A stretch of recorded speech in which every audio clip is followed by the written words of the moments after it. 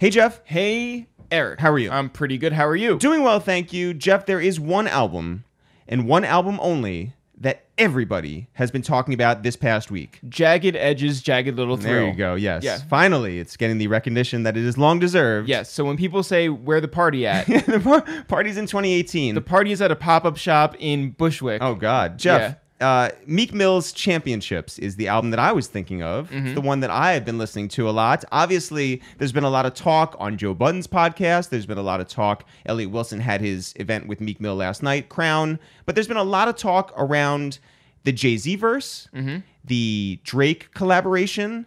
But also, I feel like the next biggest person from this album might be his engineer, Anthony Cruz. Anthony Cruz, who we have on the podcast today. Bam, bam, bam, bam, bam. And boy, do we get into a lot about Championships, a lot about the work that was put in to make this such a fine piece of art. But in addition to that, we get into Anthony's story, because he's not just Cruz, he's Anthony. He's Anthony Cruz. And we talk about his growing up in Oklahoma, moving to Colorado and Atlanta, and eventually up here to New York, and working with Young Guru and Mary J. Blige and Neo and getting to be Meek Mill's engineer, and all the work that they put in over the years, what they did while he was away. I mean, it's really a fantastic story. And we also got to talk to Meek's videographer, Will. And there's just great stories about Rick Ross and the whole MMG and what Roc Nation means and what Atlantic Records did for everyone. It's a great hour and a half. Yeah. Jeff, we also have a Meek Mill story of our own from this week. Oh, right. I forgot about this. We went to Meek Mill's album release party. We headed down on the subway. We got off at 14th Street. We walked up a couple of streets to 16th, a couple of avenues over to the Dream Hotel, where we saw the line outside. We turned around, and we listened to the album at home. So when people ask, Eric, Jeff, how do you guys remain so humble? You know what the real answer is, Jeff? And I'm being really honest with this. The answer is we used up all of our connections. We texted as much as we can. We yelled at any bouncer that we could. Right. And furiously went home. That sounds like us. That's us. On the podcast today is Cruz, as we discussed. But guys, here's something that you can do. Get ready for the holidays by going to itsthereal.com/shop and getting one of our new monthly winter sweatshirts. They are super dope and high in demand. Get yours now before they run out. itsthereal.com/shop. Jeff, anything else that I'm missing? Yes. What's that? Every week, we like to recommend 3 other podcasts. If you like this one, that you might also like. And which ones do you recommend today? I want to start with number 119, Dallas Martin. Well, that is the one. Dallas Martin, for everyone who is unaware, Dallas is the Flint, Michigan born, Atlanta raised, LA currently living A&R for MMG, all your favorite Meek projects, the self-made projects. You talk about Jadakiss and Joel Santana. He's been around for a while and created super dope work. Nipsey Hussle, man, just a lot of great work that he's putting out. Roddy Ricch on the way. Dallas Martin is an episode you have to listen to, episode number 119. Number 74, Wayno Clark. Shout out to our friend Wayno. Now, of course, you know him from Everyday Struggle, but when we interviewed him, we talked about his entire journey, which was super compelling and very, very, very inspirational to a lot of you out there. Yeah, people say it's one of our best. He talked about his entire journey. He is born and bred up there in Harlem and has made it so far as both a personality, but also as a manager. I know TJ Porter is out there right now cooking up some really, really dope music over at Def Jam. Shout out to Wayno Clark, and please listen to that episode number 74. But also, finally, number 182, the SVP of marketing at Atlantic Records, Marcia St. Hubert. There's not much more that we can say about our sister, Marcia St. Hubert, other than she's just the most wonderful person and has done work with Kodak Black and Cardi B and Gucci Mane and Mano and DJ Drama and T.I. and Tamar Braxton and Jill Scott and Lupe Fiasco and a million others, Meek Mill. she's the most accomplished person who deserves every bit of shine that she's getting right now. And her story is wonderful. Her personality is just outrageous. And her story is one to listen to. Please go listen to that Marsha St. Hubert episode. That's it. All right. Yeah. When do you want to get into this one? Right now. Yo, what up? It's Eric, a.k.a. Paul Revere, a.k.a. Soldier Boy. Tell him. Yo, what up? It's Jeff, a.k.a. Thought I Had the Juice, a.k.a. Marsha Clark. Yo, what up? It's Cruz, a.k.a. Hey, yo, don't you be with Meek Mills, a.k.a. Turn Me Up Cruz, a.k.a. Respect the Engineer. Yeah, this is your third favorite podcast to waste time with ItsTheReal. Yo, Cruz, what's happening? What's up, fellas? Everything's good. Yo, congratulations on a really big week. Thank you so much. Appreciate it. Like a lot of love. Oh, did you ever think in the days when there was a lot of negative energy out there, a lot of down days, did you ever think that there would be such a celebration like you've experienced this past week? I think we always envision overcoming the struggle because there's only so long a storm could last especially with a talented act like Meek. What was your response when you heard Joe Budden and Rory and Maul killing you for not being in the session that Jay recorded his What's Free verse? Yeah, they were 100% right. I had nothing to do with that session. So shout out to those guys because first of all, the love they gave at the beginning, Joe Budden's energy, I'm using that as an alarm clock every morning. That was amazing. But yeah, Guru, I got all that from conversations with Guru, all the lead up to the verse actually being recorded. So Guru hit me with the initial yo, he just called me to come out and officially record the verse. Because it was this thing of he was talking about it and I'm almost done. I'm still working on it. It's gonna be long, whatever, right? And so we're getting nervous because it's going down to the wire. And I'm I hope he comes through. I hope it's not he's just gassing us up or whatever, which I would hope he wouldn't do. Right. Yeah. Or comes through with the 4 bars. Yeah, the 4 bar, all right, Meek, take it back. Yeah, but so Guru called and he's so I just got the call. He wants to record the verse Saturday. And then he spit the first bar. He's in the land of the free with the blacks enslaved. And he's that's all that's all I'm gonna give you. And I was just losing my mind. And he's don't tell Meek. And I text Meek right away. So I text Meek right away. We're both super Jay-Z fans. So I'm yo, he's ready. Don't tell anybody I told you. He told me not to say nothing. He's I'm not gonna say shit. Strong arm emojis. We were lit. Yeah, that was so legendary. And then when he actually got there and got it recorded, he's that was the fastest he's ever recorded a guest verse that in recent memory. Wow.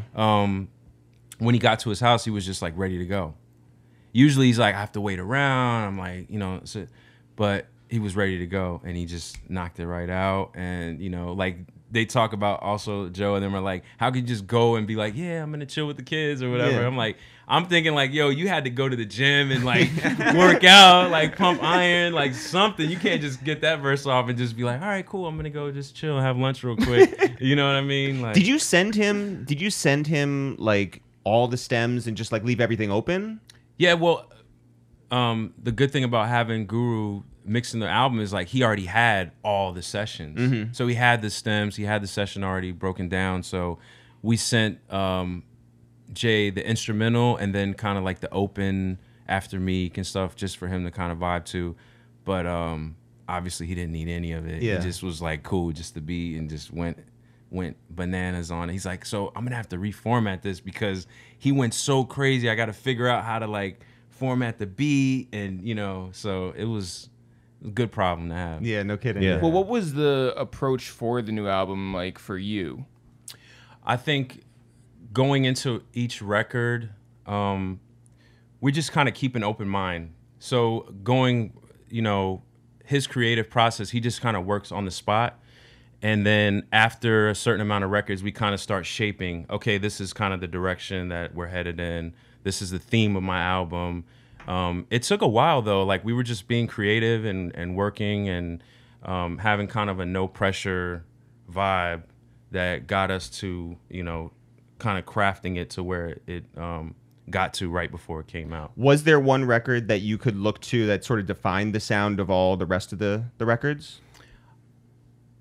From my perspective, I believe Trauma. When he recorded Trauma, I was like, okay, this is, and then like somewhere around there he did Oodles and Noodles Babies. Yeah. So it was kind of like, okay, now this is kind of setting kind of the core of the album. And then him flipping these classics and like, in my opinion, like I think he really held it down. Yeah. There was a lot of criticism about him, flipping samples. I don't understand what the big deal is. No. We're talking about hip hop and we're talking about records that I believe that it was kind of time for them to be, redone. Yeah. You know what I mean? So there wasn't any discussion of that within the room. No, and it happened kind of naturally. Like it didn't happen on purpose. It just so happens like Canon was like, I got this record. Yeah. And it was Trauma. His producer Nick Paps was like, I flipped this Jay-Z sample, and Street Runner was like, yo, I got this idea for, this Biggie record that is perfect for your situation. And these records just kind of started coming in and, like I said, setting kind of this foundation, and it just happened naturally. It wasn't like we were like, we need to flip all these classic hip hop records, man. Did Canon send Trauma as part of a pack, or was that like he was like, this is the one for you? I'm trying to remember. We get flooded with so many records, and I know like I believe this one though was sent separately from the others, because he did send at one point he was sending like 3 or 4 records at a time. Canon doesn't send you like 20 packs and stuff like that. Like he's very concise. Trauma, I do remember, just now that I'm thinking about it, was sent separately. It was like, you're gonna love this record. Like this is a familiar Mobb Deep, whatever. And not to mention, if you look back in Meek's history, go to YouTube, he's flipped that record before as a part of Bloodhounds. Whoa. So kind of go back and do your research on that. He's already murdered the record as like a young teenager. What kind of hours does Meek like to take in the studio? We work a lot. Like, I mean, somebody asked me this the other day that knows nothing about the music business. Like, well, why do you guys work late at night? I mean, it's just kind of, he catches his vibe on a late night. Like, it's funny because we have like this running thing where he's like, all right, tomorrow we're going to start early. He's like, yeah, all right, cool. And we always end up starting really kicking into gear like around 11, 12 o'clock, and he can run till all hours of the morning. Man. What does your wife think about that? Yeah, she loves it. She loves it. Yeah, it's the best schedule I can have as a husband, So. Shout out to our friend Dallas Martin too, who's been absolutely. a part of all these projects. And shout out to Dallas. Does he go through just a million tracks to find just the few that he passes along? Yeah, we actually work really well as a team. Like Dallas brings packs of records. He goes in with all the hottest producers, the Take Keiths and the Wheezies, and Meek has Nick Paps is in-house. So we work with all our familiar go-to guys, and Dallas brings in his guys. So Meek, he goes through beats so quickly. You have to give him like hundreds of beats at a time, because if you give him, you're like, yo, this, unless, like I said, like the Canon situation or the Hove record, the What's Free. For the most part, when we're really involved in the creative process, he goes through beats in like 2 to 3 seconds. Like he just knows when to stop and listen in. And he's about to go in the booth when he plays a record back at least 4 or 5 times and starts kind of mumbling. He's like, all right, load it up. Damn. Was there any song that you like particularly argued for? Oh, man. The intro. The Phil Collins one. Yeah. I mean, it wasn't necessarily an argument. We just kind of got to this point because, as we all know, Meek is known for his intros. And we had a moment where we kind of were going back and forth between different ideas that he had that he was trying to get out. And he went back and forth with that idea for a while. And finally just came back one day and was just like, I'm sticking with this. We gotta do this record. You know what I mean? So does having the Dreams and Nightmares intro like hang over his head? Because it's crazy how that has become so much bigger than like. Yeah, it's an anthem. It is. Yeah. Does that sort of like, I don't know, weigh heavily on him? Like, I have to do as good or better than that for every intro going forward? Honestly, you would think, but I honestly don't think that. I just think the way that he goes into working on an intro is what is going to captivate my fans, or what is the listener going to appreciate when they first pop in the CD and they're riding or wherever they are, you know, to make them continue to listen to the rest of the record. And that's always been his approach. I think he touched on that yesterday. Is like a good friend of his coming up was like, when you got to focus on that intro because that's the first thing people hear. And that's why he's always had legendary intros, because he takes so much time to say, if I'm opening my record off with this, it has to be legendary. Well, what does it mean to you to have yourself, like, to hear yourself get shouted out? Man, it's when we're working and we're in the moment, you know, I'm just in such a place of like, I'm just trying to focus on this record. I try not to let it get to me too much, but when I see the reaction from all the people that listen to the record, and I hear being shouted out on different broadcasts and things, and hear Meek clarify who I am when people bring my name up in an interview because of the shout out, like that's just like. Wait, who did somebody confuse you for? Like Ted? No. Nobody confused me for anything. I'm just saying, like, for it to be recognized, like, who's the guy behind the boards? You know what I'm saying? Like, who is this guy Cruz you're shouting out, right? So it's not just a nickname for Guru or something. Yeah, no. And it reminded me of Guru. Like, Guru is you know, one of the guys that I really look up to in this game, and you know, kind of my sensei, if you will. And the first time he ever shouted out my name, I immediately thought about Guru, and I was like, oh yeah, I'm kind of getting to that point with Meek as an artist, the same way Jay was with Guru, that comfort level. There's a shorthand for you guys, like obviously when you're in the studio. Do you have that type of relationship with any other artist? No, I can honestly say I work really well with all the artists that come through. I've gotten to a place where I'm really comfortable with. I don't care who's going to come in the room. I'm ready to record them. You already drumming up new business. You're like, hey, if anybody's listening out there, you know, I'm really good with anybody. DWN.com. But honestly, I mean, because there was a point when I first started working with Meek, the project was DC3. Yeah.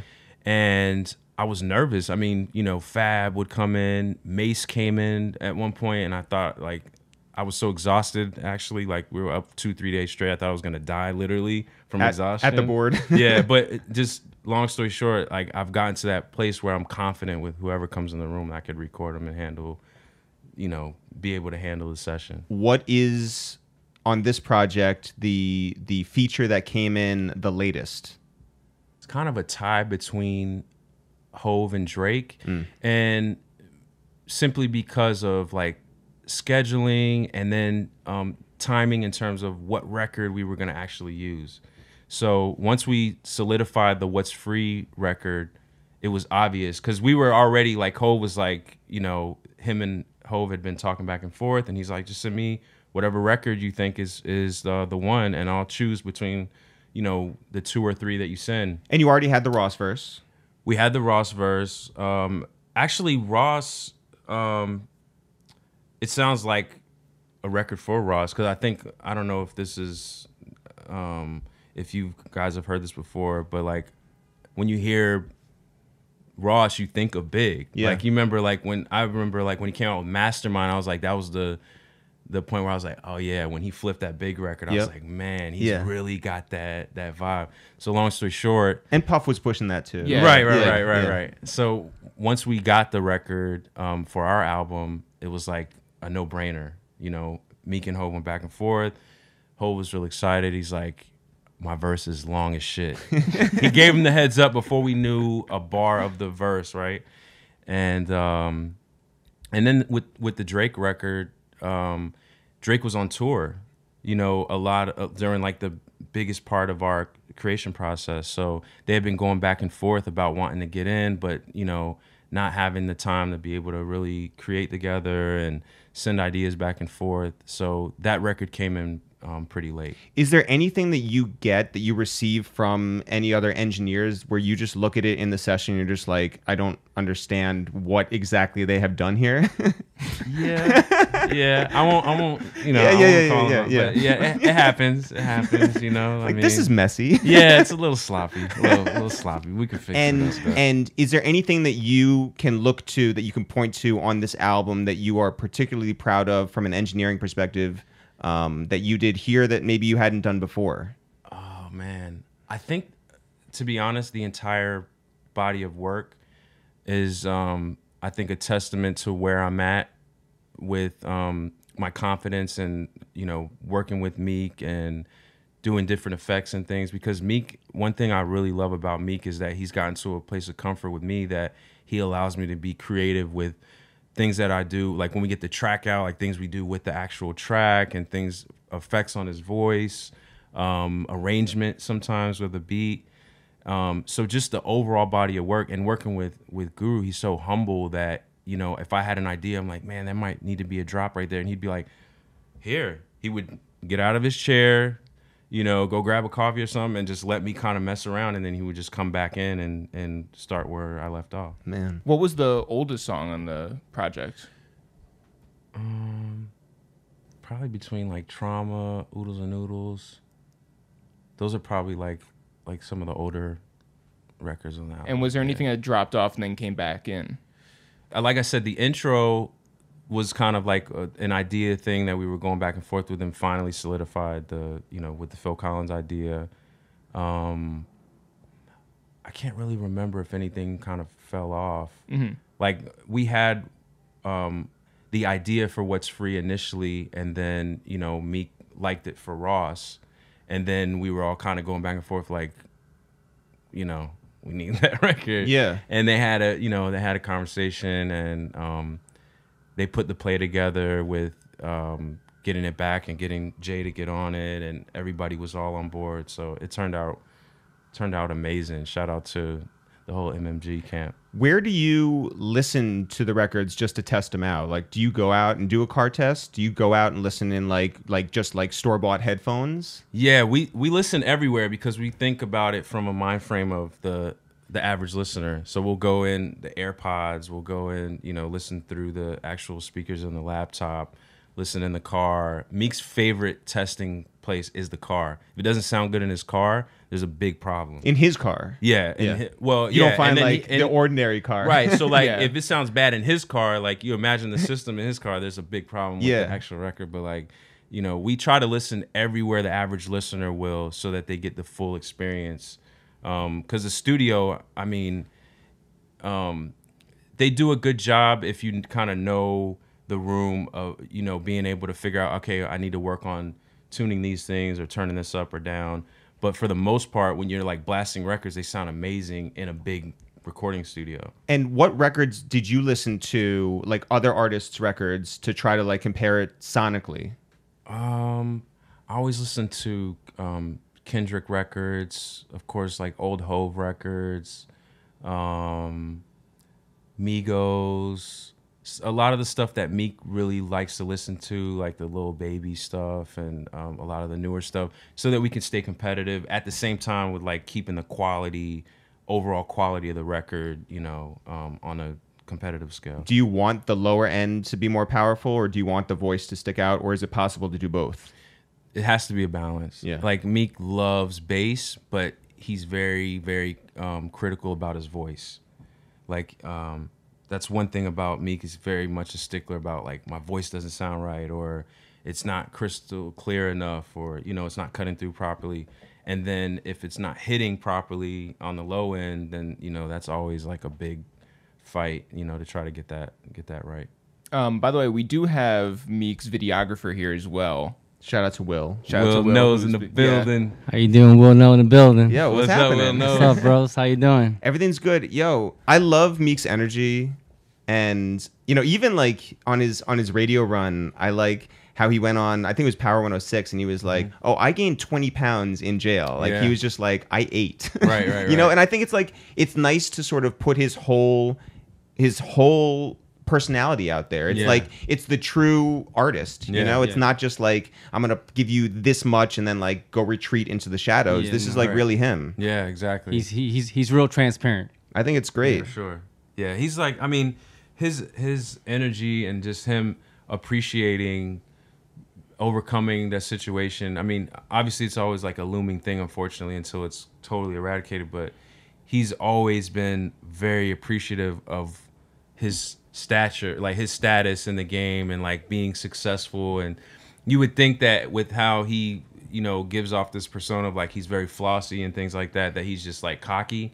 He's far from that. I mean, like he literally will tell us stories of how he'll wake up and be like, damn, like this is really my house, or those are really my cars in the driveway.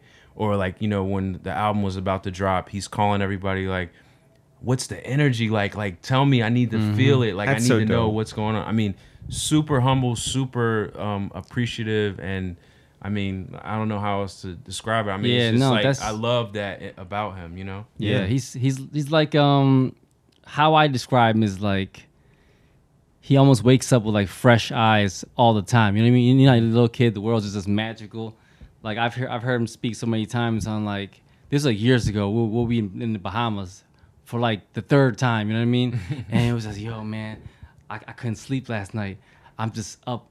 I can't believe I'm in the Bahamas. I can't believe I'm from here. You know what I mean? Like Yeah. he'll just talk and stuff like that. And that's just one thing I noticed about him throughout my time spent with him. Like he always just like is always grateful for what he has. You know what I mean? Exactly, yeah. Like we'll make a little video of the crib that he's in. You know, shoot a video, whatever it is, and it's like, wow, Will's like, I can't believe I'm living like this. You know what I mean? Like, isn't this crazy? Yeah. And you know what I mean? Yeah, But he's been doing that for so he lived that way for so long. For so long, but it's still it never fresh gets to him. old. Yeah, yeah. It never gets old. Well, And yeah. like he'll do one thing that's like hilarious to me to this day is like he'll take off his jewelry and put it on whoever Yeah, he's talking yeah, to and be like, yeah. let me see how this shit hit. Yeah. You're like, damn, Yeah, my that shit shit hit hit. like that. Yeah. Oh my God. He'll put the flashlight on Yeah, it so, yeah, so the yeah. diamonds could dance a little bit. Yeah. It's so funny. I have Yeah. a picture actually when I was Yeah. in the studio at Roc the Mic where I had like All the chains shit's on. Oh yeah, my yeah. God. and it was him like, yo, damn, that shit looks like that. Yeah. He did to the Puma. We was at a Puma game. They were playing Puma maybe 3 weeks ago, and they like literally put all their chains on me.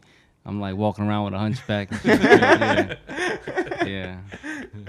Yeah, when it was cool, man. when Meek came out, was there any difference you could tell in him that was either positive or negative? Like, or was it the same guy who went in all those months earlier?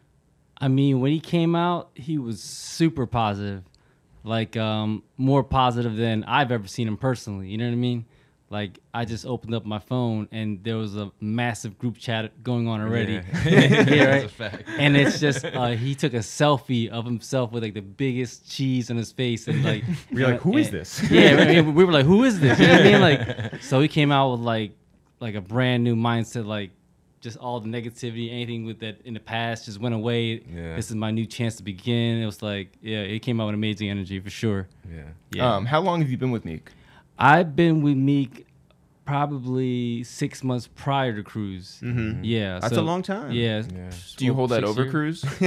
No. He does. Yeah. He's like, I knew him first, bro. Yeah. And then I met Cruz in the studio. I'm like, who's this guy right here? Man? I don't know about this guy. And how has your job evolved in terms of like how much he wants you to be around or how much he wants you to capture when you're in any given room?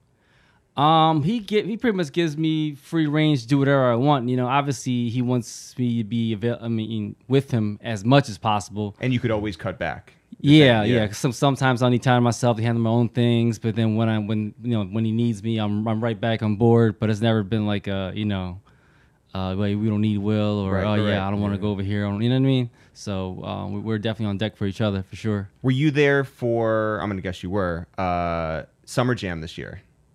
Summer Jam, yes, I was there. Yeah, when they had the big video and Yeah. the helicopter sort of arrival and Yeah, then the dirt bikes onto came the on. Yep, stage. Yeah. mhm, What was that experience like?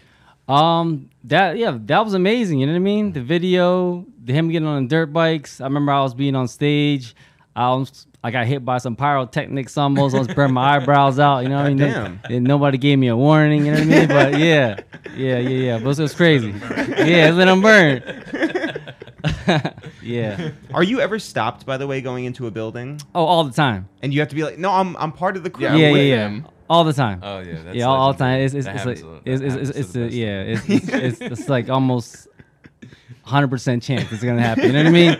Like any one of us, it would be like, you know what I mean? It's gonna happen. It's just part of the game. You know? Yeah, You have to finesse your way into the doors, talk to security, call a couple people, but yeah, we always get in. Yeah. What was the best filmed moment from the from putting together this album? I would probably say L.A. Right, Cruz? Yeah, LA was The fun. L.A. mansion where we recorded. That was fun, yeah, that was fun. Yeah, that was crazy. That was it was a party every night pretty much. It was wild. Do you prefer when it's a party atmosphere in the studio?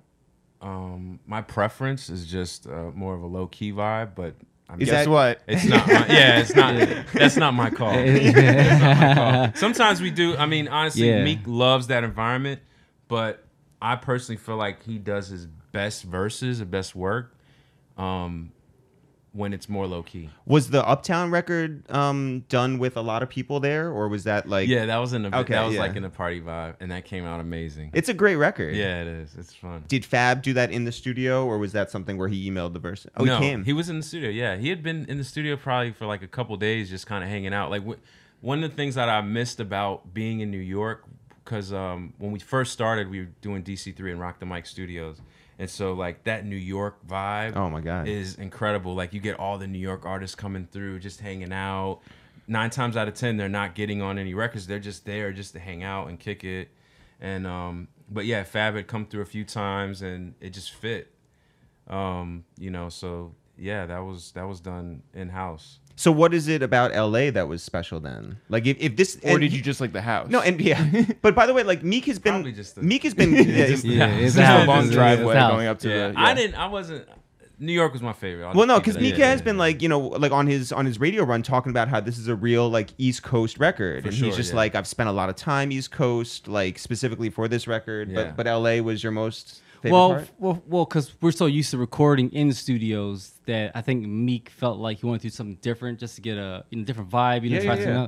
So they had this massive mansion, and you could just get lost in it for days. And for me, for my work, I had my own little editing office area. Yeah. You know what I mean? So he would create music and we would create content at the same time. So. Dope. It was rather than being at hotels and then meeting up and then trying to, you know what I mean? So I thought that was dope. Yeah. Was this a house with a studio in it, or did you guys just We like put the studio together in just a room? Yeah, that was a process. 'Cause, once we finally found the house we really liked, we working with the label and with Dallas and a couple of contacts I have in the audio world. We put together, shout out to Dave Malaport at Augsburger. He helped us rent this amazing speaker system, and we had, basically a studio setup right there in that. So you see a lot of these guys, from the biggest artists to anybody can just set up with like, a shield that goes around any microphone that you can Yeah. put anywhere. Mm-hmm. Did you make sure that like that room sounded the way you wanted to sound first? Yeah, we deaded the closet and put up gobos, which are basically like for soundproofing. They're like on wheels, and put those up and put up some blankets. Just deaded it as much as possible so that we wouldn't catch any of the noise from the room or Yeah. Just the deflections. vibes. Yeah. Yeah, kept the vibes right. Yeah. Kept the vibes right. The Yondans. Yeah. When did you Beyond find theory. out that the record was going to drop in late November?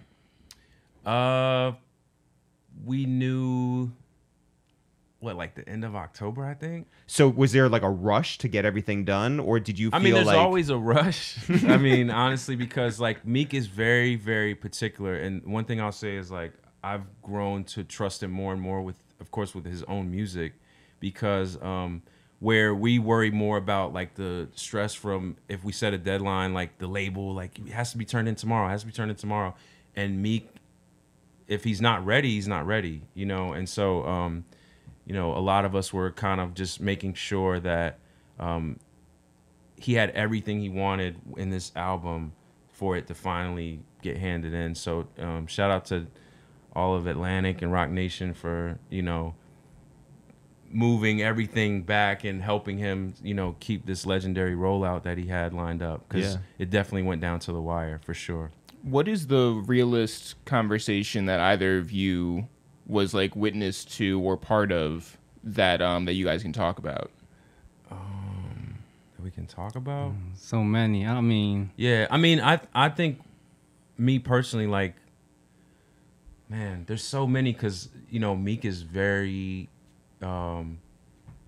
like, he's a real dude, man. Like, when I love kind of like at the end of our projects, him really telling you how much he appreciates your work and everything else. And on this record, of course, the shout out and us like kind of just celebrating and having moments where, like, more so laughs than anything, than like really serious stuff. But we definitely have those moments where we just kind of are like, man, I can't wait for for people to hear this, and just talking about records and the recording process and things like that. Yeah. And then also, like, what's one way that that you guys like blow off steam, other than, I mean, like, obviously a lot of people like paintball, or like Ping pong or whatever. Yeah, it is. like, he loves ping Yeah. pong. Yeah.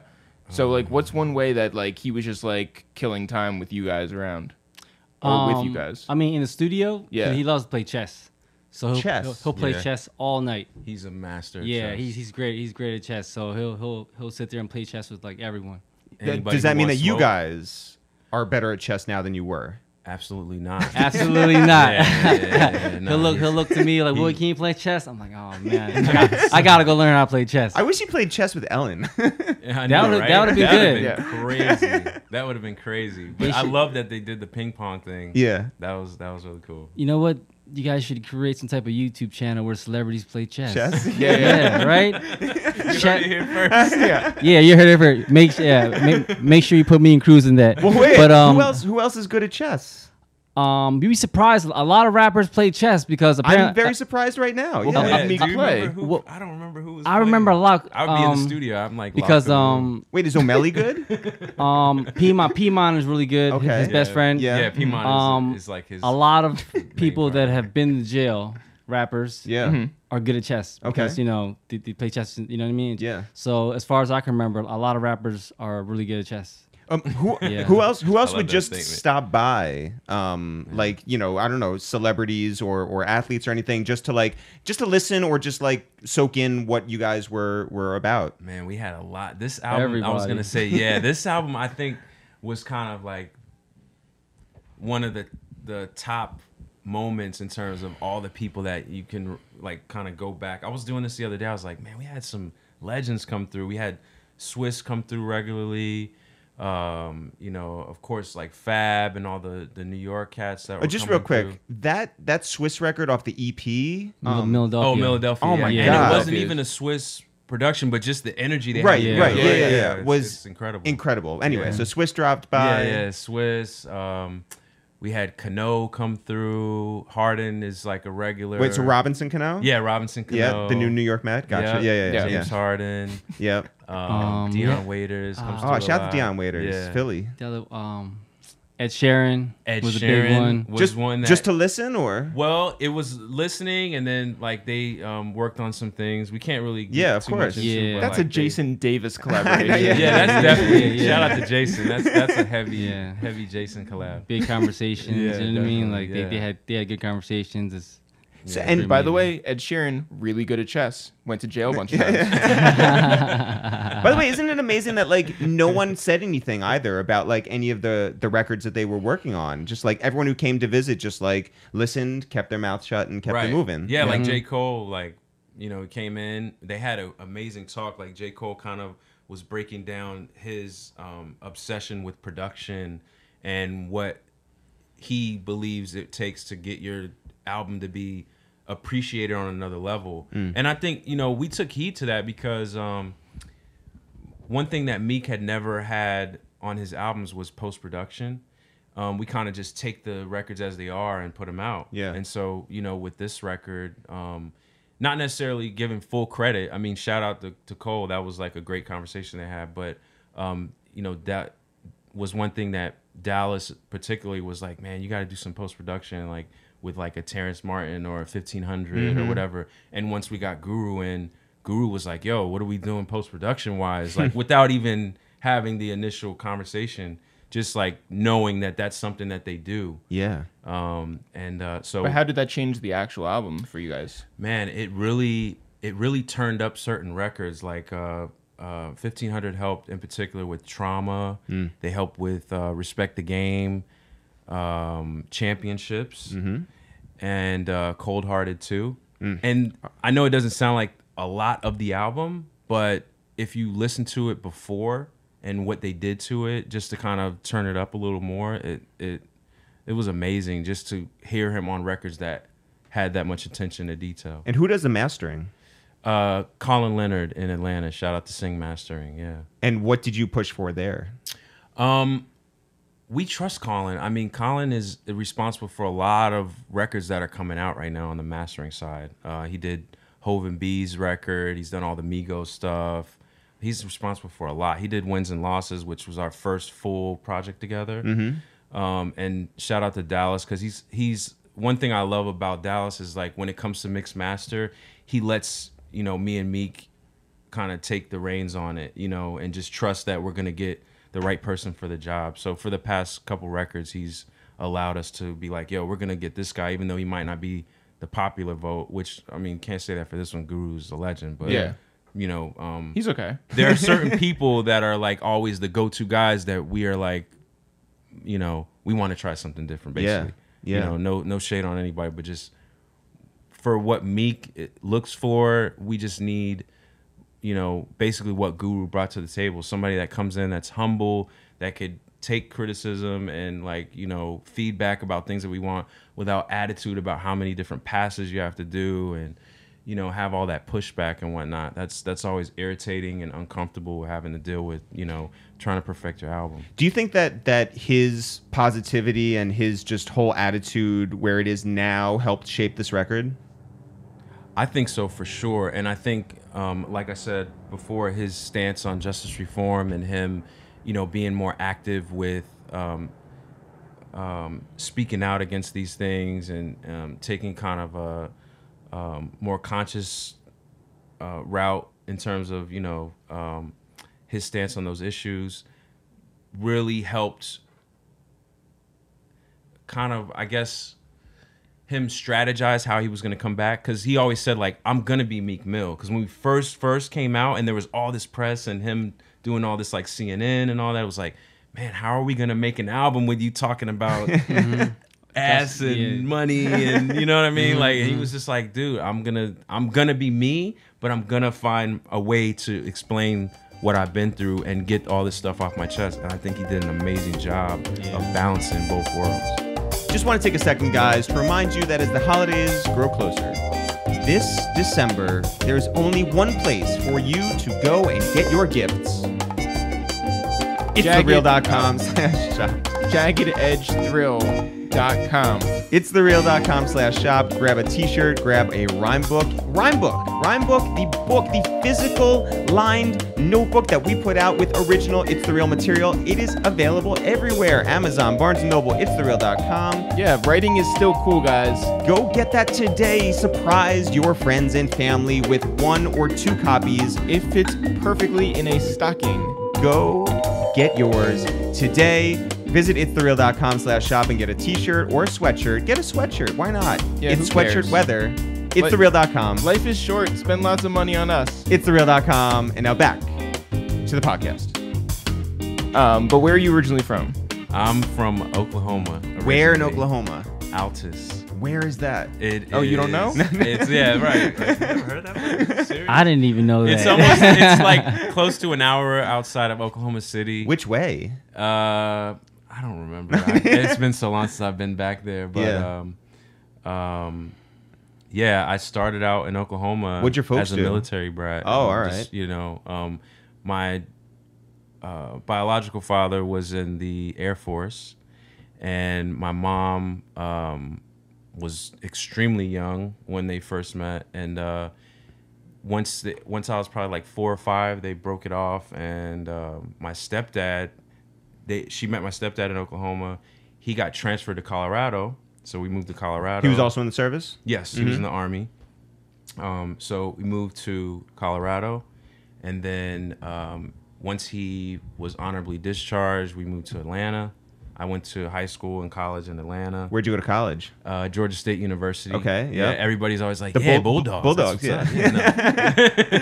Look it up. Just Google Georgia State University. Yeah. So went to Georgia State and then ended up in Orlando at Full Sail for a year. Yep. After I quit job at Verizon. Oh wow, doing what? Doing sales. I was doing really well. I had my own spot. I broke a lease, which just recently fell off my credit, by the way. Wait, so somewhere along the line you get into music and you're like, I want to be a part of something. Yes, and that was definitely in Atlanta. The culture in Atlanta. What I was a big fan of was the whole Def Poetry Jam movement, and that's where my company Break It Down kind of started. Was getting in contact with certain poets and putting together showcases.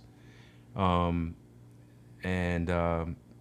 would record one. Shout out to Abyss, who's a very reputable spoken word artist out of Atlanta, from Detroit, and started there, just kind of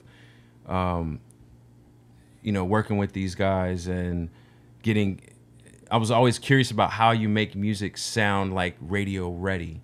So I started with the small little inbox, for Pro Tools, and was working in the crib, and I barely knew how to find the record button and get the level right, and so the recording sound horrible, but I just was so interested in it, and I was like, you know what, I need to figure out how to really do this, and I got so intrigued and captivated by it that I dropped everything and went to Full Sail. I was like, I'm going to learn this. I just want to be clear. You got into music by working with spoken word artists. Basically, yeah, because I was who have no fan. Music behind them. No, listen, these guys are actually very lyrical. This. Yeah, but they don't have music behind them. Yeah, well, that's where I was making. I would make beats and. Got it. I kind of skipped that. Sorry about that. But I you would were a mashup artist. Yeah, so I was making beats and trying to get into. I was always obsessed with Primo beats and Pete Rock and Dilla and how do they make that sound at the time. Kanye was making these soulful beats,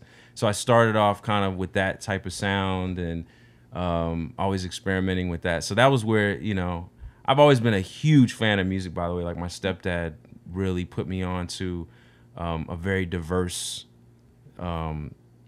music taste. So when you moved to Atlanta, though, the sound down there moved into the crunk era. Yeah, exactly. And you're on this spoken word tip. Yeah, exactly. Yeah, it was. Were you no, I still fuck with Lil Jon, and Of course, you have to have that ratchet side and fun side. I've never been a totally serious person. You have to you got to live life. I mean, right. Yeah. So you go to Georgia State for a little bit, but then you decide to drop everything and go to Full Sail. Yeah. So I actually finished from Georgia State. I went. Oh, you did? Yeah, after 5 years. Well, that's fine. What's the rush? rush? No rush. Yeah. What'd you major in there? English. I started off as a business management, and it just wasn't working out. It wasn't what I thought it would be.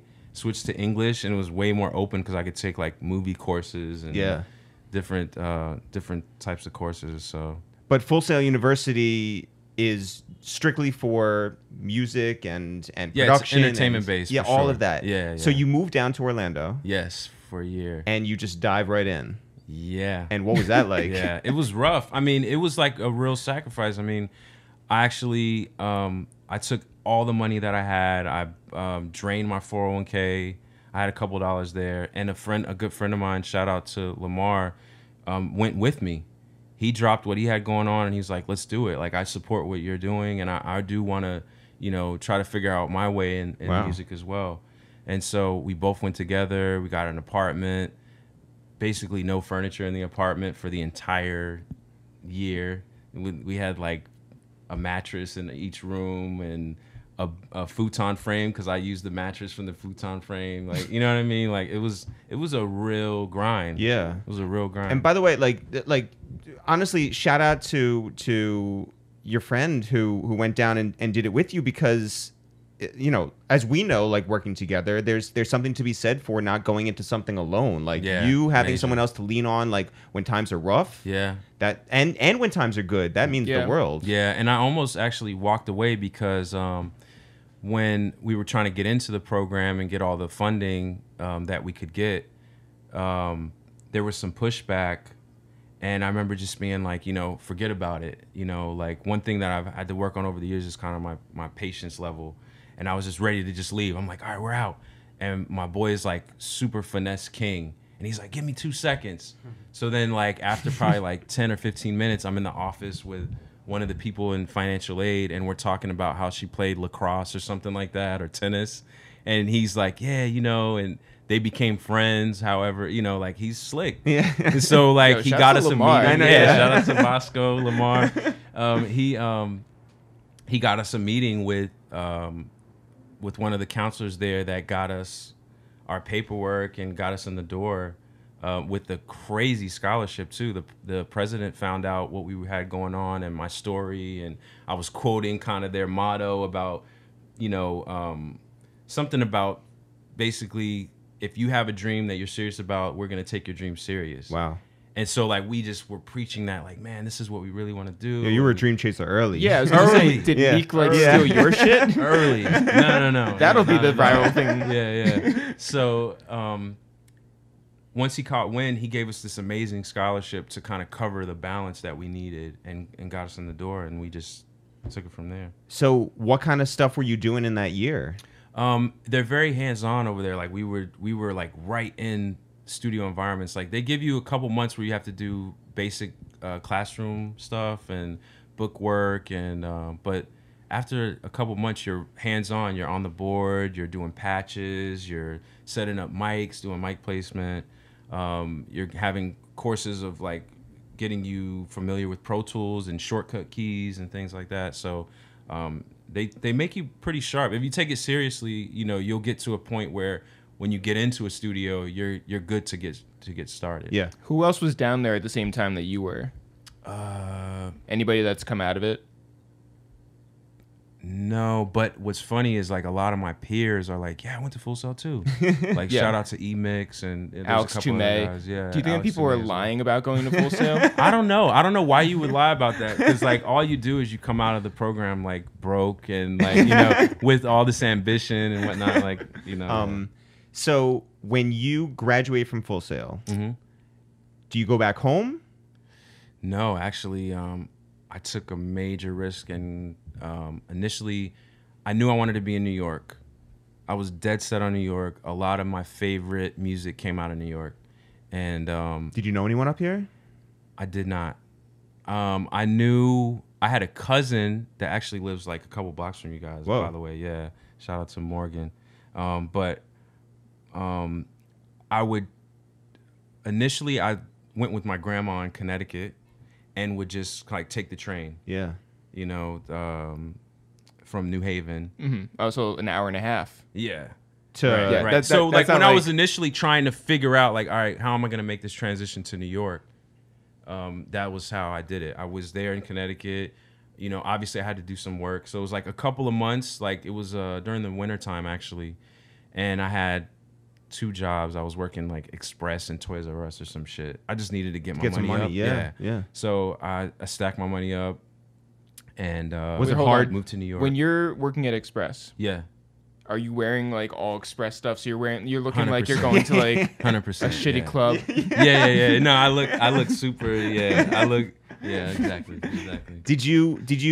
By the way, I used to love Express though. Oh no, I used to love it when I was like flip the collar up and it was a different color on the other side. Come on, man. Yep. Express. Yeah. I definitely wore Express in like middle school, and it's like a very sophisticated look for a 13-year-old.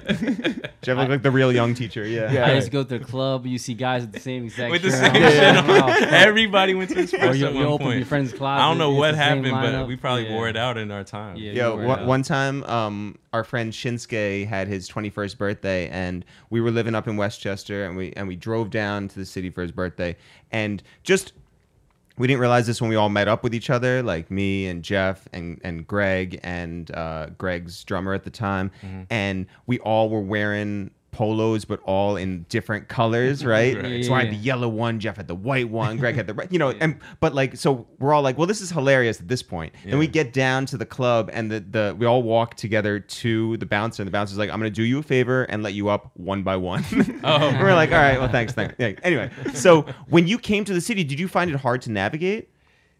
Yeah, it was overwhelming because I knew New York from the movies. Because my mom says I had been here as like an infant, basically. So obviously I had no recollection of that trip. Yeah. But so I remember it from the movie. So it was like overwhelming. You see, this big, fast-paced city. I remember being scared of like the traffic on the street and just seeing people just dart across the street and like what we used to think was jaywalking. You know what I mean? So like. It took a lot of getting used to and figuring out the train routes. I took a lot of like unnecessary stops. Headed to Queens for for no reason. Yeah. Exactly. But And when do you get situated in a studio? So that's an interesting story, and I thought about if I was gonna like give the full thing, but I think I can get away with it because I'll explain in a second. So. By the time we get settled in New York, the girl I was seeing at the time, we were in Ridgewood. Okay. So in between it's like Brooklyn and Queens. Yeah. So it was like it's the most like hard to get to like area of the city. Yes, it's exactly Hov and Nas. Yes. So it was like right off of like Seneca, off the L line. So I start off there. She has this internship at Sony. And Roc Nation at the time had their office in the Sony building. So I don't know how far you guys go back, but you might even know about all this. Oh, yeah. So I remember her talking to some of her people at the office and telling them that, I was looking for a studio because I was getting shut down, believe it or not. I mean, it was not easy because I think I had the wrong approach. I was like a little bit too confident in certain places. I won't shout these studios out because I mean, like they did me super dirty at the time, like tried to crush me. But like I would be like, they'd be like, how comfortable are you with Pro Tools on a scale of 1 to 10? I say an 8. And they were expecting me to be like, oh, maybe a 5, maybe a 4. I'm like, nah, I want you guys to know I'm confident that I could like. So whatever, I had the wrong approach and was getting shut down by a lot of studios, and so. I'm consistent, so I wasn't going to just give up. Like, I came here for a reason. I'm going to get to it. I'm going to figure it out. I'm going to take the same approach as I took being in corporate and shining in a corporate environment. Why not do that for something I'm trying to do independently for myself? So, shouts to Express. Shout out to Express and Toys R Us. Yeah. R.I.P. Yeah. So, how many of the studios that you originally went to are still around, by the way? Oh, man. The one I started in is not there anymore. Yeah.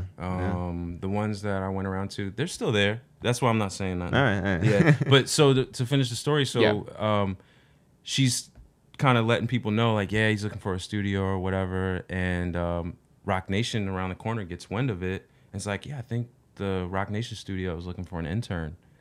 And so I remember this particular day I was going through a list of like the top 50 things to do in New York because I was like trying to keep my mind off of like being depressed with not getting into studios and stuff. Walk the High Line. So I'm like, the next thing on the list was like Empire State, and I get a phone call like, this is Candace from 4040 Club. I work at Roc the Mic. We want to get you in as an intern. How quickly can you start? And like, I think I was already kind of en route when she was saying that. Like I could do the Empire State later. Yeah. So I mean, it's only 6 blocks away. Yeah, you gotta get both in. So my first day in Roc the Mic, there's a Neo session and there's a Mary J session. Like, Yeah, just normal shit. Yeah. Regular shit. Just like Full Sail. So like, Did you bring your fedora? No, I didn't. I don't know what I had. I don't remember what I was wearing. I know it was like probably regular. Express. Probably Express. Yeah. You're right. I didn't want to say it. So it's Mary J, it's Neo, and it's like this brand new intern, and of course, like as an intern, you're doing the food runs, you're cleaning up and things like that. But you're an 8 in Pro Tools. What the hell? Yeah, I'm like an 8 in Pro Tools, but I'm going and getting, the grill orders and stuff. So That I mean was super fast, but like I remember that first day, the etiquette I learned from Full Sail was like you don't use your phone while you're in the studio. So like literally while I was in the studio, I wasn't using my phone, and the girl I was with at the time was like hitting me up like, "Is everything all right? Are you good?" And I'm not responding because I was told not to use the phone in the studio. He's dead. So it was a wrap. After that, that was like kind of the decline for that or whatever. Like because I was very serious about shining in the studio, and I appreciated the opportunity. I wanted to max out on it. So yeah, it just from there it was like most of my time was there. I mean, I stayed there. Who were some of the artists that came through? Man, and I had this wish list of artists that I would tell people while I was at Full Sail, and they all ended up coming through Roc the Mic. Like it was J. Cole was just starting to really pop with the warm up tapes and stuff like that, and he was working on Sideline Story. He came through and did a couple weeks there. Ryan Leslie came through. I was a huge fan of like his making beats videos and stuff. Yeah. Crazy. Yeah, so worked on some stuff with him as an assistant. Santi Gold came through. Jesse J. Who else? Common was huge. Like I'm a huge Common fan. Yeah. So spoken Common, word. Yeah. You see? Yeah. See how it all kind of like comes back around? Dilla, spoken word. Boom, I'm with Common. So Common. Man, Chris Martin from Coldplay. We played pool together. Whoa. Who won? He smoked me. He smoked. He went to jail. Yeah. No. Those British boys. Yeah.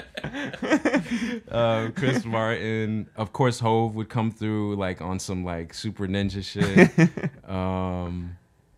Who else? So were you living your dream? Were you just even as an intern, you're just like, this is... I was on cloud nine. I mean, my relationship was like in the toilet, but like I was super excited and like just ready to maximize this opportunity.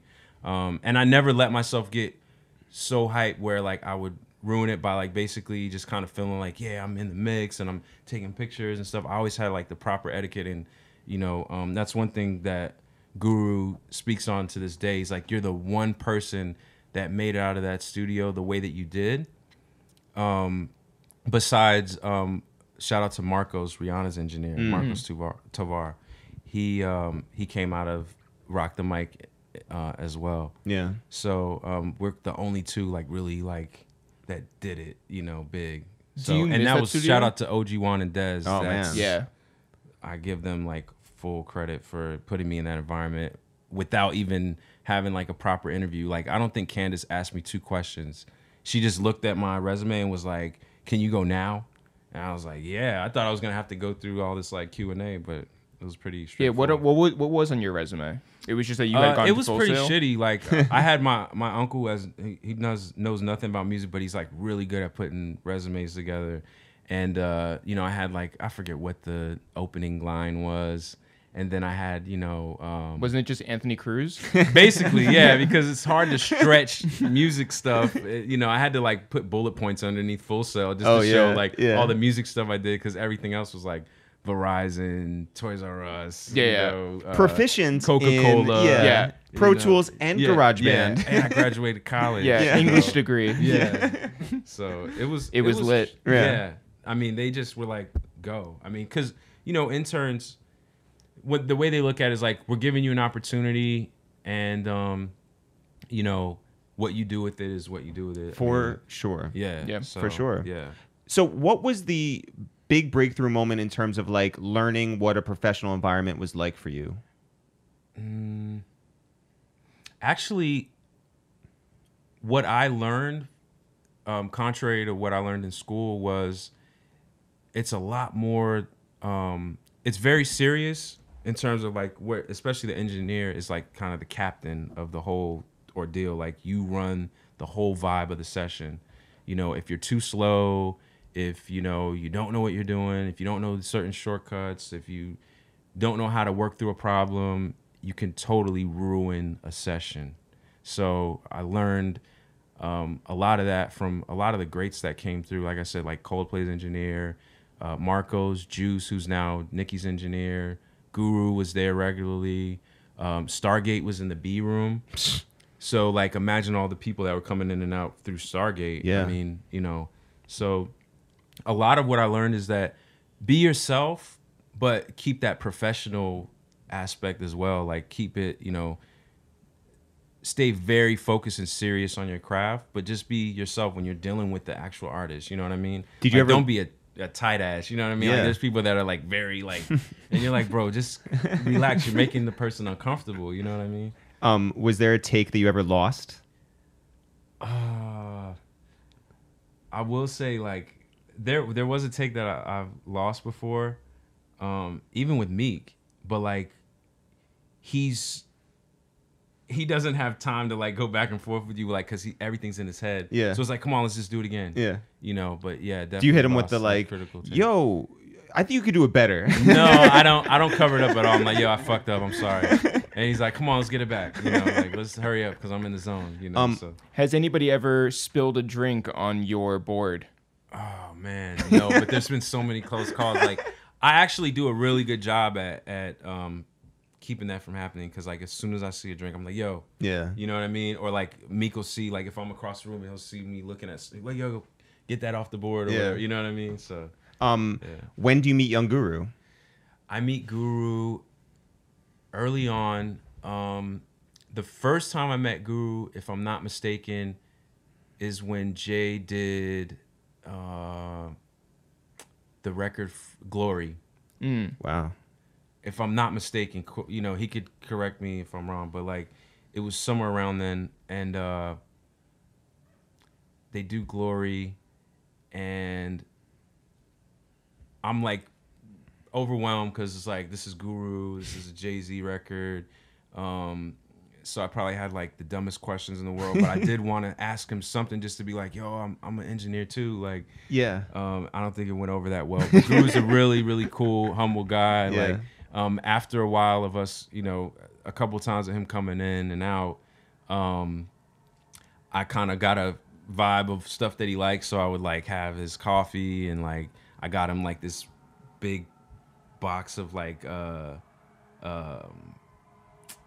what is it? He gets Backwoods. Oh, so yeah. I got him like I ordered like a jumbo box of Backwoods for him and shit, and like, you know, we did a Jay Electronica session together, not on purpose.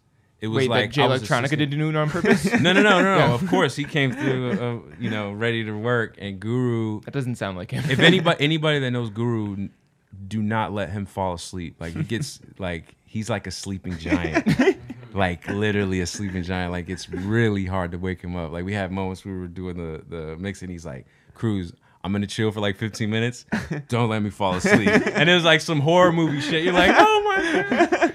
So Goo. Yeah. So during the Jay Electronica session, they're working on this record, and Jay Electronica was really antsy to get this thing out. It was what was the name of the record? It was like World War III or something like. It was the record he did with Prodigy. I don't remember. Yeah, it's not. All right, You have to look it up. Yeah. it's slipping my mind. Yeah. So long story short, Guru goes and like, I'm gonna chill for a second. I'm gonna lay down. And Jay is like, I feel like the record's done at this point because Prodigy had done his hook and everything. So he's like, all right, I'm going to go lay down for a second. And he just like, he passed out. So Jay Alex getting like antsy. So I went in and did like, he was like, yo, you engineer, right? And I'm like, yeah. But I'm in my mind, I'm like, this is a Guru session. Like, you're asking me to do a Guru session? So I didn't want to tell him no. We couldn't get Guru to wake up, so I was like, all right, cool. I just went in and tweaked some things. He really liked what I was doing. Erykah Badu had late night that night.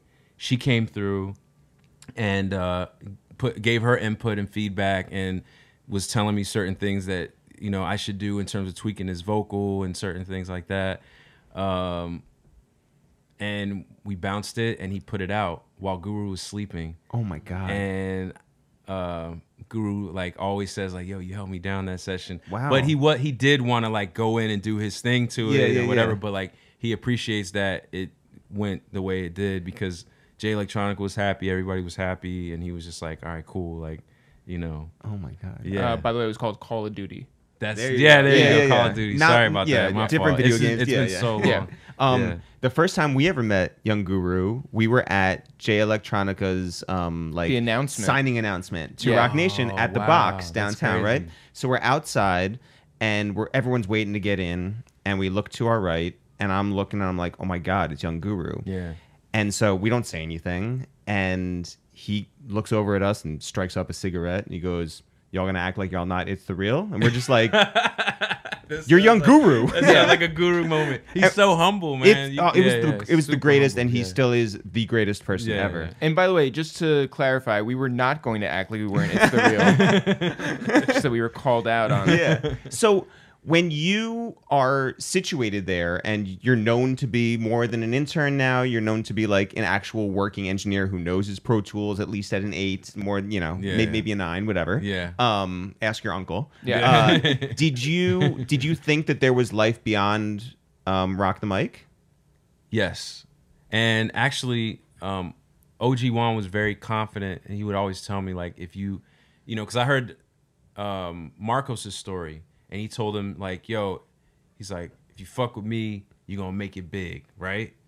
And so I remember recounting that story back to OG, and he's like, yeah, like, that's how it goes. Like, if you stick to working hard and, you're loyal, something's going to pop for you, And that's when, things kind of took off with, Meek comes through and that whole thing.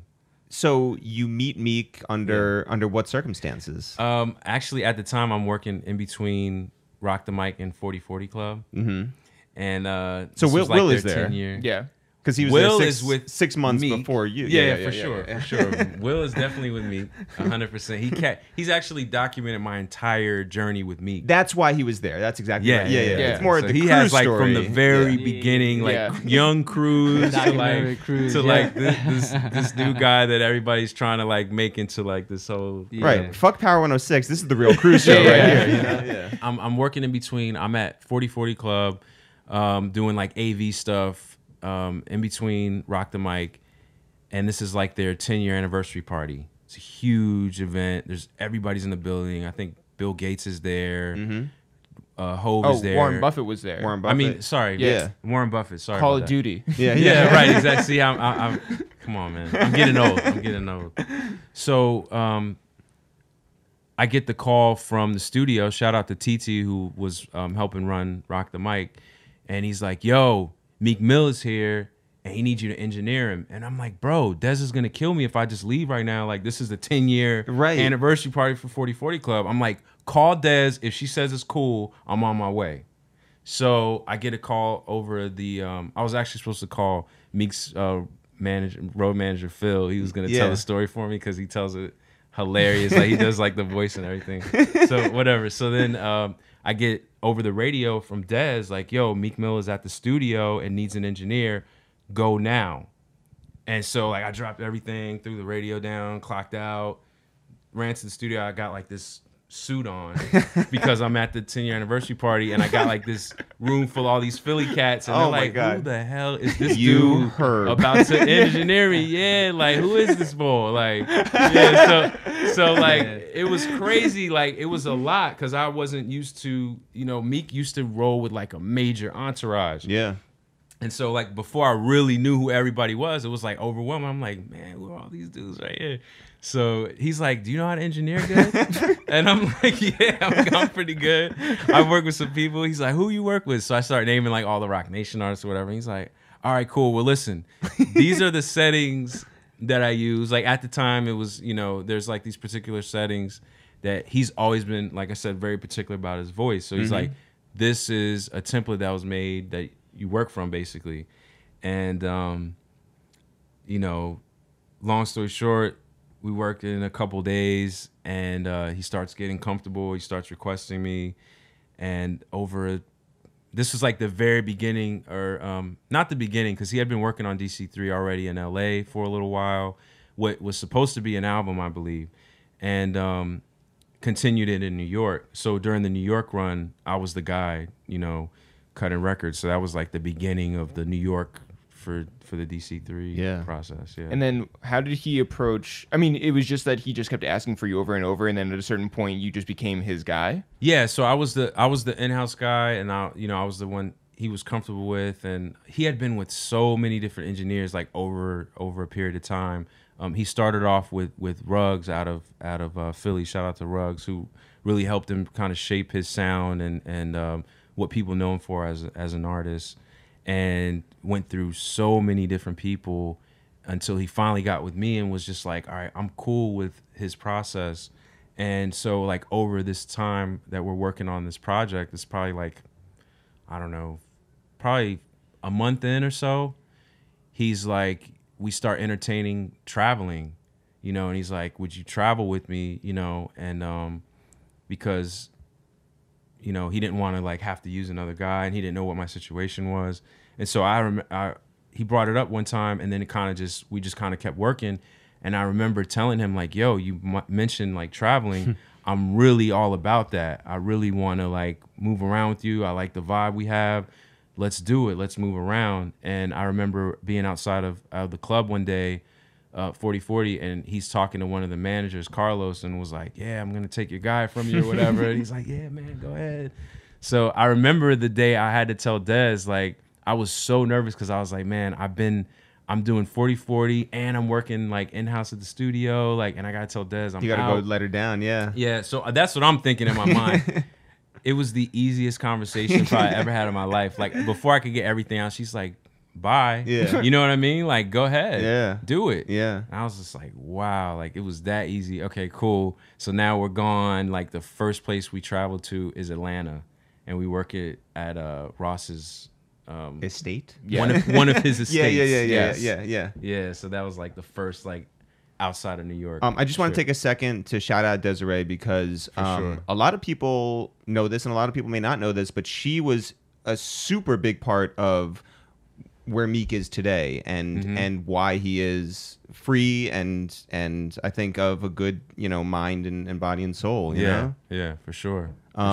So can you tell us the most random place that you ever had to record a verse? In his apartment in Philly, we made Liddy. Oh, really? Yeah. We made Liddy, we made Froze. I think a lot of what you heard on DC4, we started in his apartment in Philly. We just made like this makeshift studio, like, like his homies were messing with like, damn, you really Spanish bowl, man. Like I put like the whole like the blankets up on the shower rods. Like it was like super makeshift, and got like a little setup with some speakers and stuff, and we had to keep the volume at a certain tone because people were complaining. So that was probably one of the more random places. A couple hotels, but like that most memorable was like recording out of the apartment and getting that type of record out of it. Do you have a favorite Ross moment?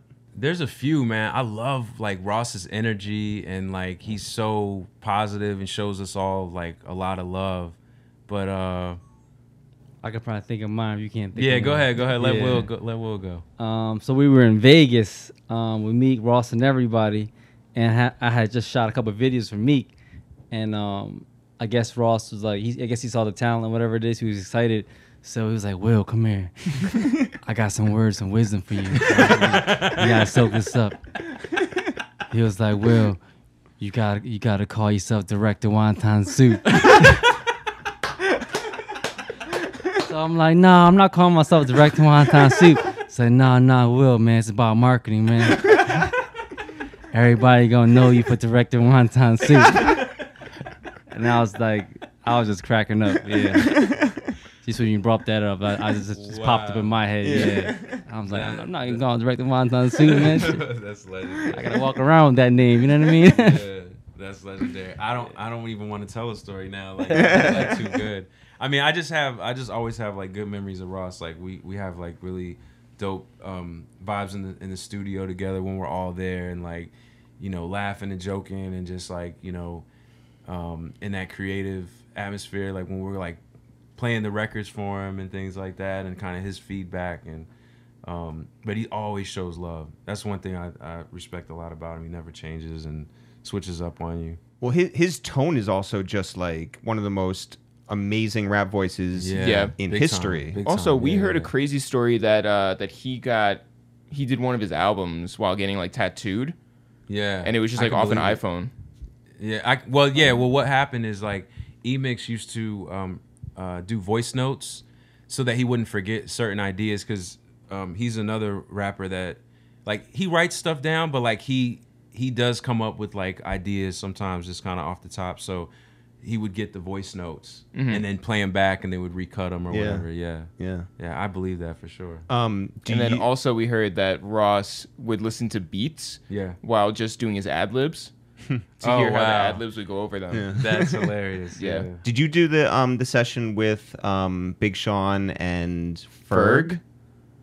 Yeah, that actually was one of those remote situations. So like we did the record and sent it over. Ferg did his part, and then Sean came in. I think at the end he came in with his piece, and I remember Sean wanting it to be kind of like a burn record, like where like it was him and Meek going back and forth, and Meek was like, yo, I really love the Ferg part on it. You know what I mean? So like he was like dead set on it, which I love Ferg's verse on it because it's just like his tone is very like playful and catchy or whatever. So that was really dope, the way all that came together. But yeah, it was like remote.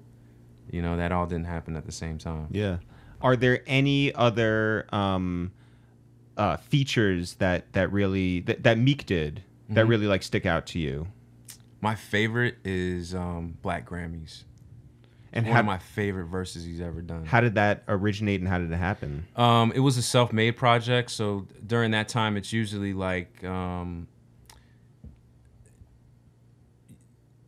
different. Whoever will contribute, like Wale will be like, "Yo, I have this record." Meek will be like, "Yo, I have these records," and they'll basically contribute to the compilation. So that was one that Wale contributed, and it already had. I remember when we cut it, it didn't have J. Cole. It was just Wale.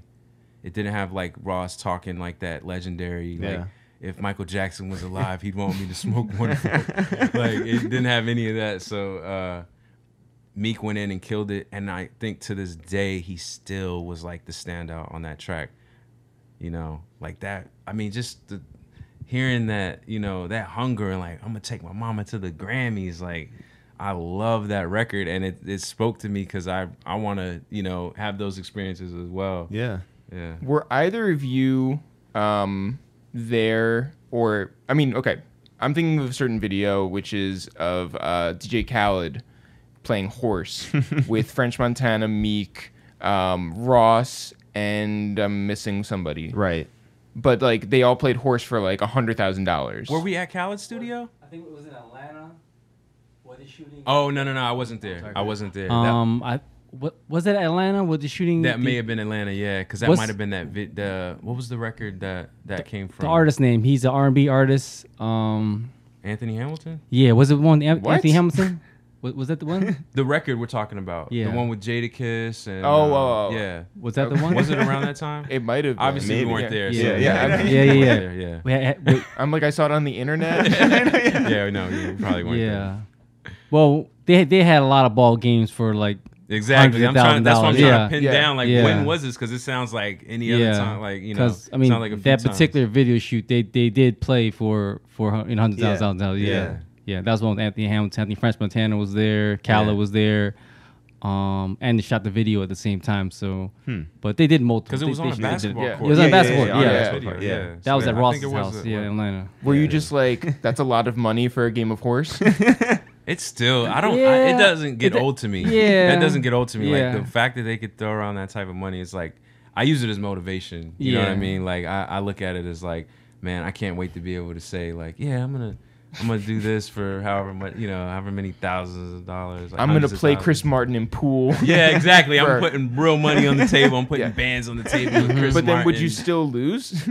I mean, I don't know. It's Chris Martin, man. I love it. Give him the money. Just give it to him. Obviously, the big thing I think before this record was, this sort of this lengthy beef or issue between like Drake and Meek, and it's been since settled. But what we're hearing now is that it started with like a correspondence that has happened over the course of a period of time. It wasn't just like, let's shake, hands, let's show up at, the Boston date, and then let's record a song. In the earliest days, what were your sort of like feelings about the whole thing?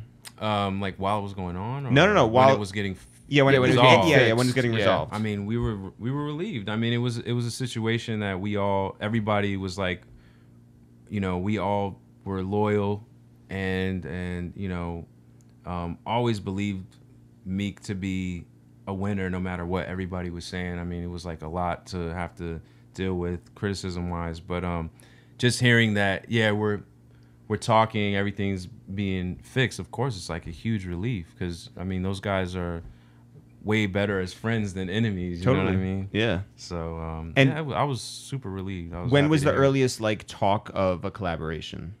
I can't remember because I know like it was very genuine. Them making up, it wasn't about music. It was like they were just like getting back to being comfortable talking to each other and things like that. And then it just naturally progressed into, by the way, I'm making an album, which if, like Meek said, if Drake was making an album, we would be trying to, figure that out with him. For sure. Yeah. So there was a world where like Drake music wouldn't have been on this album. Like you did say that like it was one of the last features to come in. Yeah, but that was just, like I said, I think it was timing with him being on tour and whatnot, but it was something that they definitely, when he was actively working on the album, was entertaining. Yeah. Yeah.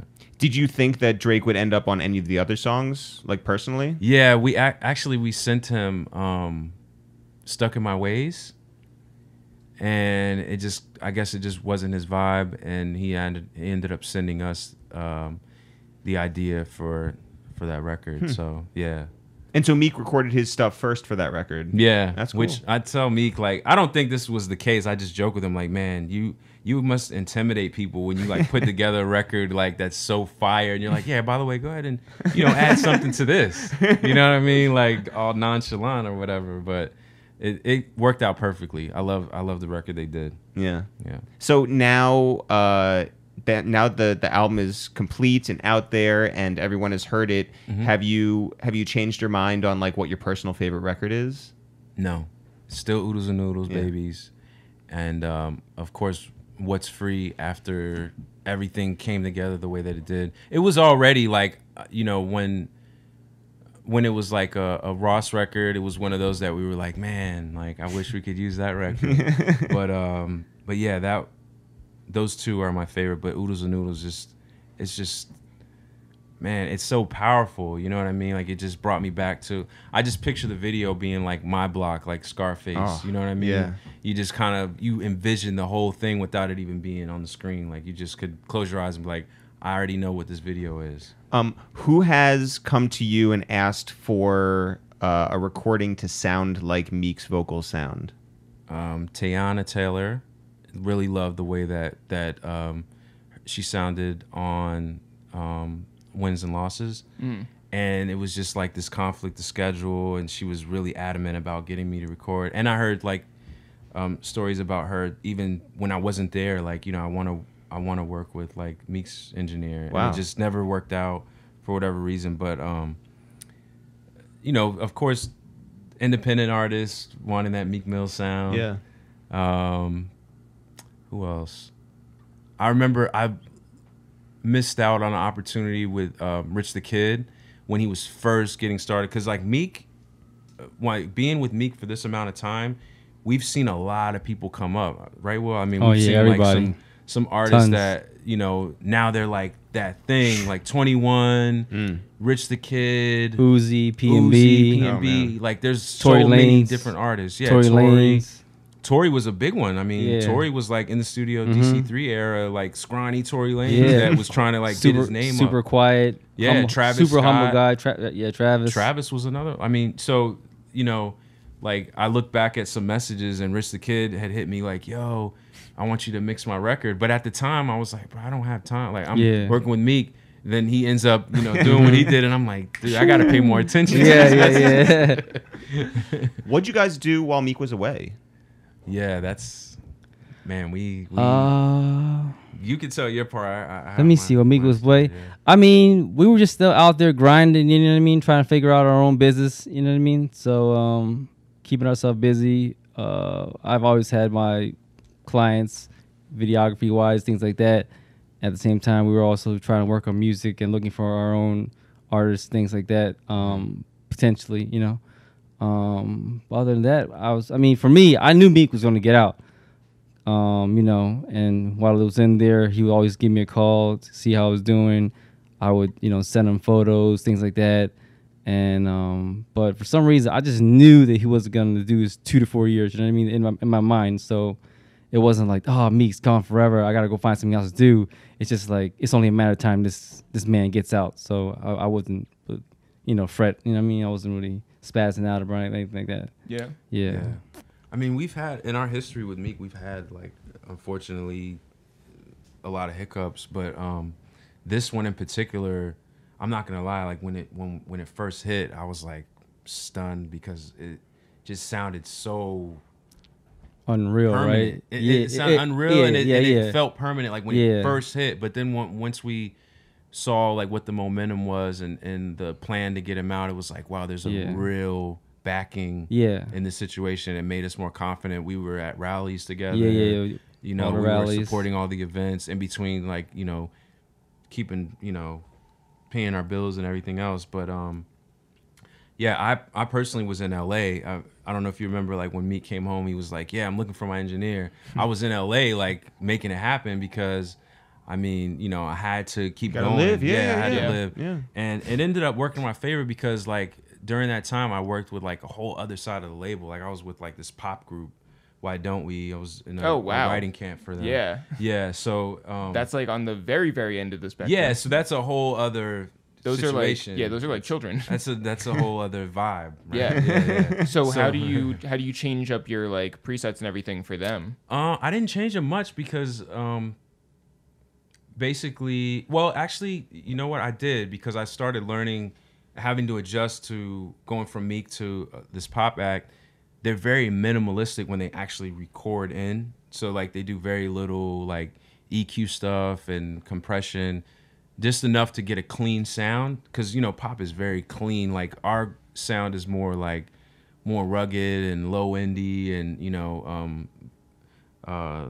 crisp vocals and things like that. But, like, pop is, like, super clean, not as boomy. So I had to really get used to that because I was, like, you know, having to hold myself back from, like, giving them super 808 records and things like that. So, but I think I adjusted pretty well and got comfortable there and met some great people that I ended up communicating with once Meek came home and producers and things like that. So it was a dope experience. But when he came home, I was still there. I was still in LA.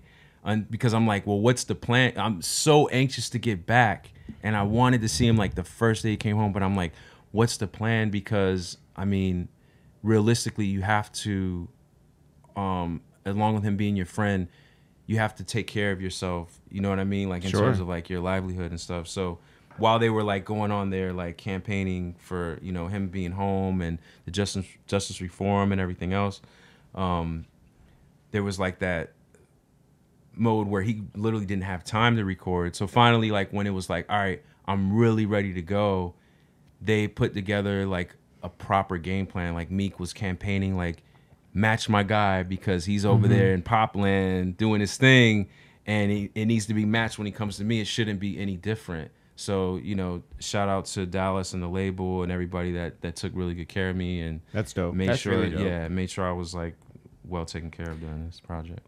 Who has the best beard in MMG currently? Rose, hands down. Yeah, that's not even. You're not even gonna, like. Yeah, no, I'm not gonna take that? compete. Best beard. Yeah, actually, my barber was booked through Wednesday, so that's the only reason I'm, like, woofing right now like this. Does it make you mad that you can never, with all due respect, you can never film anything as funny as Meek falling down his mother's stairs? Oh yeah, no, I can't. Yeah, I can't top that one. No. Well, listen. Beyond this just being a fantastic project, you know, I think it's dope that both of you guys have had two very healthy careers and you've accomplished a whole lot. I think that it's amazing how far you've come. I think that it doesn't matter if people have slept on you because you built a career out of young guru going to sleep. So congratulations on everything. Thank you so much for coming through, and so happy that you guys put out such a dope project and that everything is on the up and up. Yeah, for sure. Thank you for the platform and giving us a chance to sit down and talk with you guys. No doubt. Thanks everyone for listening to this new episode of A Waste of Time with It's The Real Jeff. If people want to find out more about us, I'm Eric, you are Jeff. Together, we're It's The Real, no apostrophe, no spaces. If people want to find out more about this podcast, it's called A Waste of Time with It's The Real. And we also have our other one called Two Jews and Two Black Dudes Review the Movies. Jeff, if people want to find out more about anything that's going on with us or the clothes that we make, where can they go? You can always go to jaggedlittlethrills.com, itsthereal.com, itsthereal.com. We are It's The Real. People always say no apostrophes, no spaces to us, and yet they keep spelling it with an apostrophe and some spaces. What a mistake. So I want you to make the connection, you out there listening to this. When we say no apostrophe, no spaces, we're talking about It's The Real. And we mean it. So yeah. Put that in your little pea brain. You dig? You underdig? iTunes. Search for A Waste of Time with It's The Real. SoundCloud.com/A Waste of Time. Or if you're looking for us on Spotify, search for A Waste of Time with It's The Real. You can also go on Twitter at It's The Real, Facebook at It's The Real, Instagram at It's The Real. You can also find our music on Spotify and all other streaming services. Go to itsthereal.com/shop and cop something right now. Jeff, every week we love to shout out those of you who are good enough to push our message out there and tell people to listen to A Waste of Time with It's The Real. So, Jeff, who do you want to shout out? I want to shout out two friends. Yes. I want to shout out two friends who got engaged and are going to be more than friends. I want to shout out Rembert and Andrea. Yes. Shout out to them. I'm very happy for this blessed union of souls. We were just thrilled to be amongst a pretty sizable group of friends celebrating their engagement. It was a surprise. There was a media blackout. It was a fantastic celebration. It was really, really nice to celebrate with everyone, and including Rem's mom and Andrea's parents and David Jacoby. Yeah, a lot of fun people in the building. Jeff, I would also like to shout out two friends, Big Waz and Boss Nod, who have their very own podcast called Everything is Trash. You should get engaged with it, people. I don't want to say that we started their journey for them in podcasting, but I want to say that we've started their podcasting journey for them. When we had them up here, we knew that they were just geniuses. We knew they were hilarious, and we knew that they had a lot to say and a funny way to say it. Two of our great friends, Boss Nod and Big Waz, Everything is Trash. Please go listen to their podcast right now. As always, not for real, for real. Sure. See you guys next week.